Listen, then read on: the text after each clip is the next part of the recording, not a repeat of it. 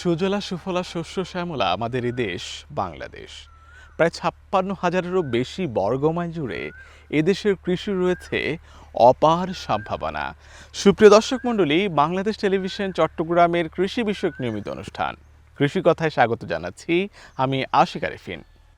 আজ আমরা এসেছি ফেনী জেলার সোনাগাজী উপজেলার আমিরাবাদ ইউনিয়নের সোনাপুর গ্রামে। এখানকার কৃষকরা করলা চাষ করে খুব স্বাবলম্বী হচ্ছেন। আজ জানবো কিভাবে করলা উৎপাদন করা হয়, এর রক্ষণাবেক্ষণ এবং বিপণন সহ পুরো আদ্যপ্রান্ত। চলুন দর্শক, শুরু করা যাক। বাংলার মাটিতে জন্ম নেয় অসংখ্য শাকসবজি, তারই মাঝে এক বিস্ময় করলা। তেতো স্বাদের এই সবজির মধ্যে লুকিয়ে আছে সুস্থতার এক অমূল্য ভাণ্ডার। করলা, যাকে অনেকে তিতা সবজি হিসেবে চেনেন, আসলে এটি এক প্রকার ফল জাতীয় সবজি। সারা বছরই বাংলাদেশে এর চাষ হয় এবং এটি আমাদের খাদ্য তালিকায় গুরুত্বপূর্ণ স্থান দখল করে আছে। ভাজি, ভর্তা, ঝোল কিংবা রস বিভিন্নভাবে রান্না করা হয় করলা খাওয়ার জন্য। আমি পড়ালেখার পাশাপাশি কৃষিতে যোগ দিয়েছি। উপজেলা কৃষি অফিসার স্যারদের পরামর্শে আমাদের জমিনগুলো এসব সব পতিত থাকতো। ধানের পরে প্রায় ৬-৭ মাস খালি থাকতো। সোনাগাজী উপজেলা স্যারদের পরামর্শে আমরা এখন উচ্চমূল্যের ফসল করছি। উচ্চমূল্যের ফসলের মধ্যে করলা হচ্ছে বেস্ট। এটা গ্রীষ্মকালীন, শীতকালীন। এটা যেমন রোগবালাই কম, ফলন ভালো, উচ্চমূল্যের ফসল। এটাতে পোকামাকড় প্রায় কম, জৈব বালাইনাশক এবং জৈব ফেরোমন ফাঁদ দেওয়ার কারণে আমরা যদি কোনো সময় কোনো রোগবালাই আটকে যায়, উপজেলা স্যারদের সাথে যোগাযোগ করি, ওনারা ট্রিটমেন্ট করে, তারপরে যায় গাছ সুস্থ হয়ে যায়। এখন আমাদের দেখা দেখি অনেক কৃষকে এটা করছে, মোটামুটি ভালো টাকা উপার্জন করছে। এখন প্রায় দেশে বলতে গেলে বেকার কম, সবাই কৃষিযোগে ঝুঁকছে।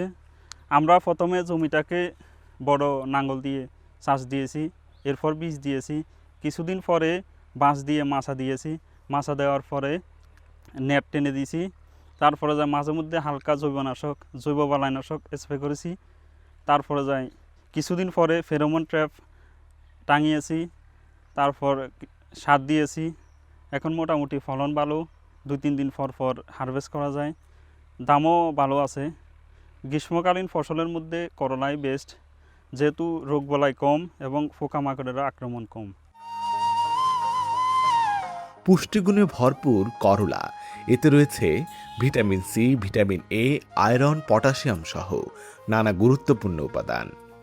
মাত্র ১০০ গ্রাম করলায় থাকে প্রায় ১৬ থেকে ১৭ ক্যালোরি, যা এটিকে কম ক্যালোরিযুক্ত স্বাস্থ্যকর খাবার হিসেবে তুলে ধরে।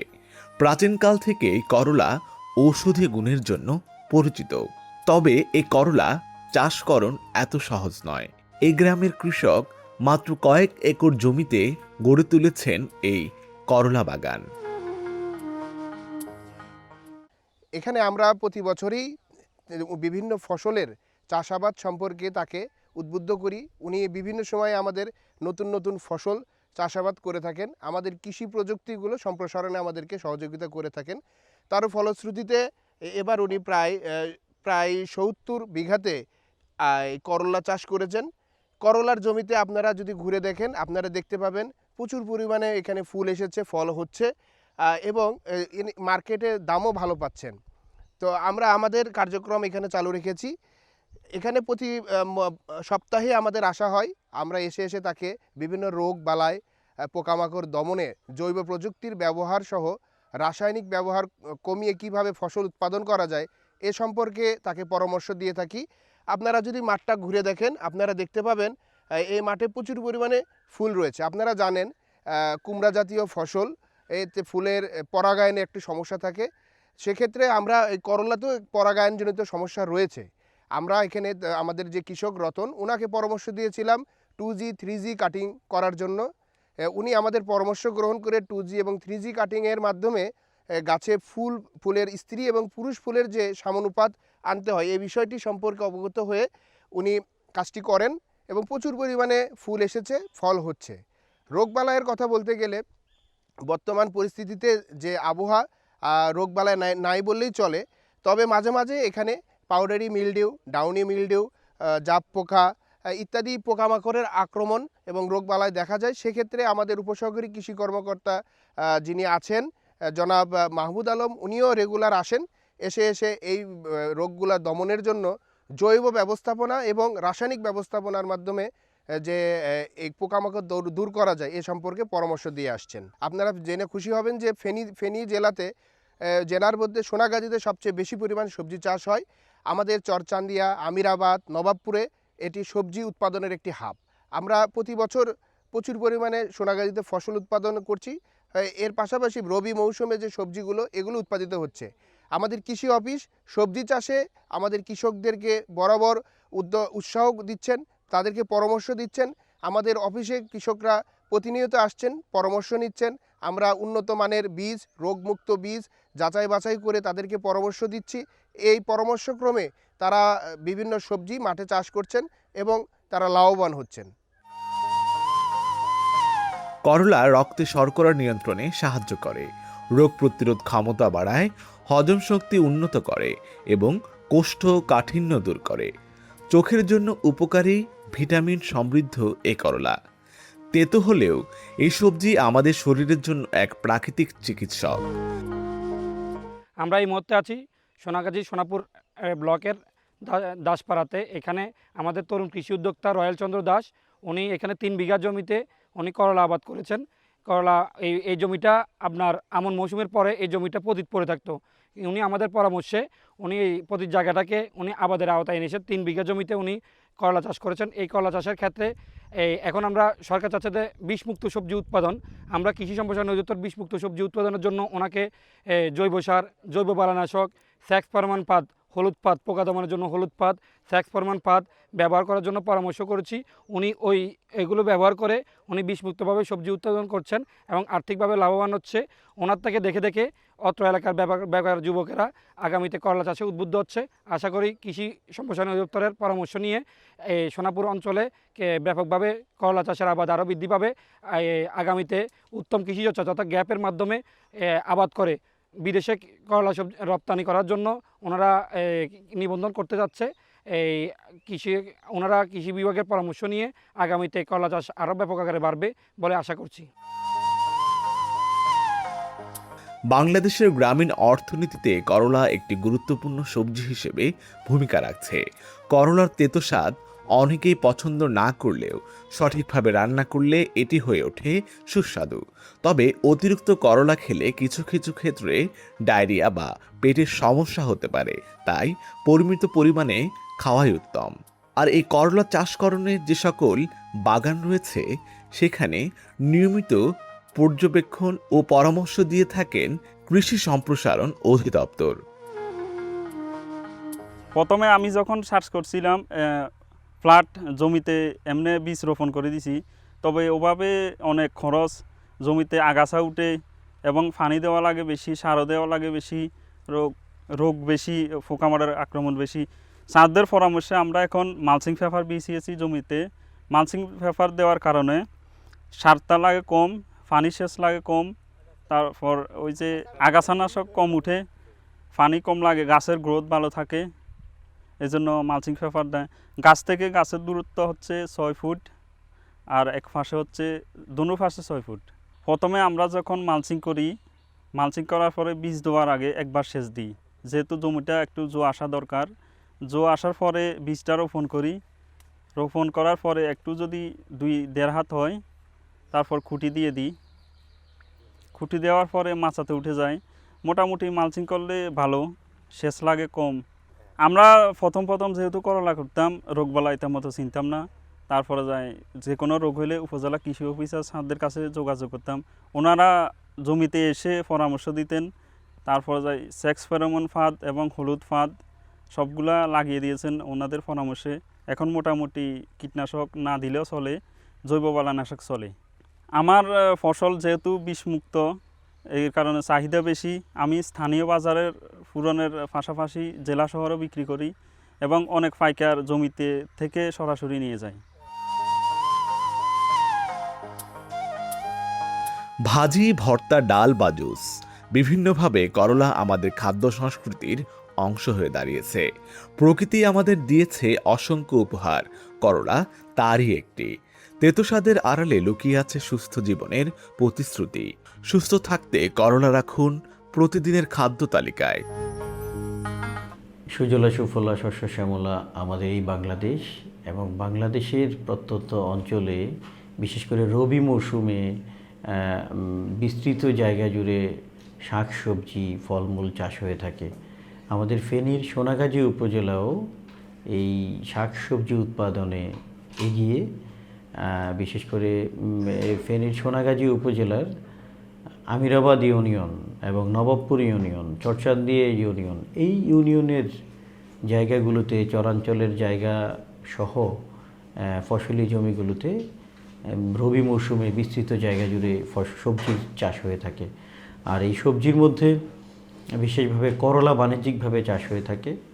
আমরা উপজেলা কৃষি অফিস, কৃষি বিভাগ কৃষকদেরকে সময় সময় প্রশিক্ষণ, পরামর্শ, সেবা সহযোগিতা দিয়ে থাকি, যেটি এই সাম্প্রতিক সময়ে আমাদের এই অর্থ বছরের বিশেষ করে রবি মৌসুম এবং খরিফ মৌসুম, এই দুইটি মৌসুমেই করলা চাষ হয়ে থাকে। এবং আমাদের হিসেব মতে প্রায় ৭৭ হেক্টর জমিতে বাণিজ্যিক করলা চাষ হয়েছে।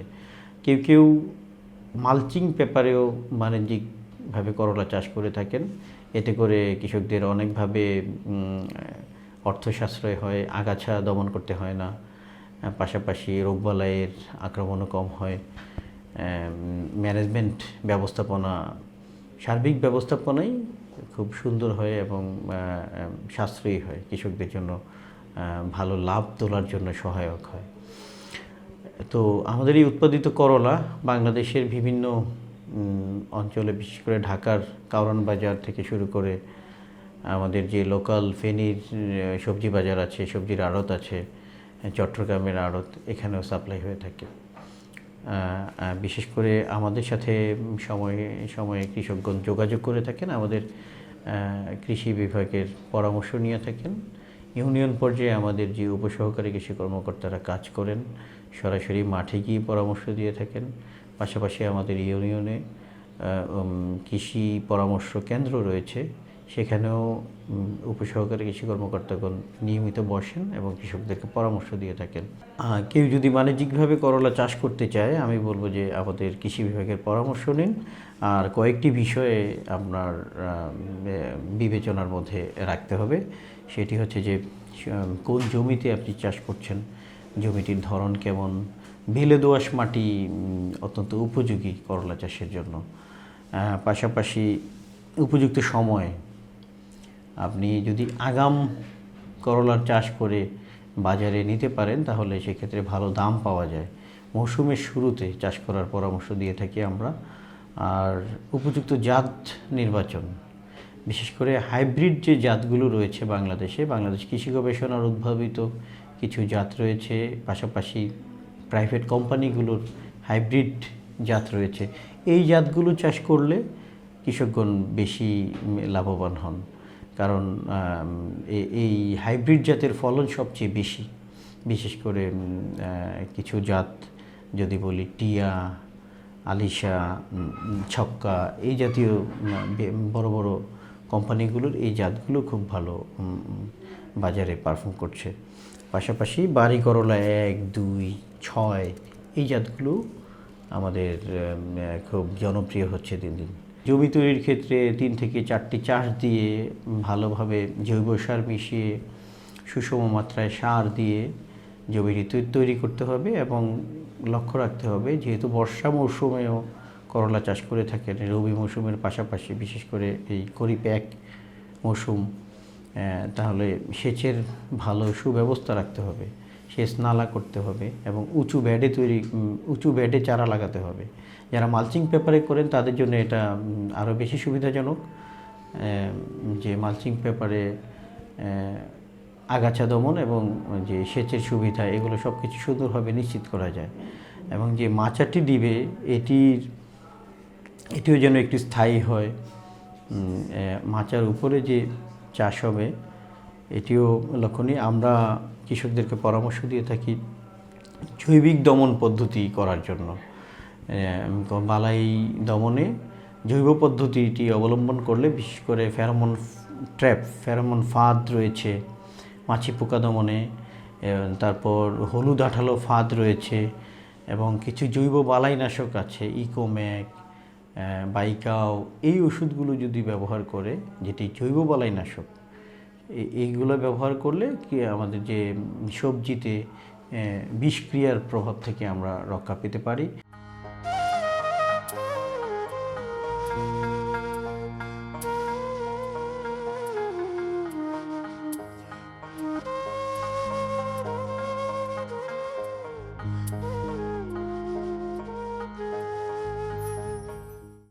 বাংলাদেশের মাটিতে জন্ম নেওয়া অসংখ্য পুষ্টিকর সবজির মধ্যে করলা অন্যতম।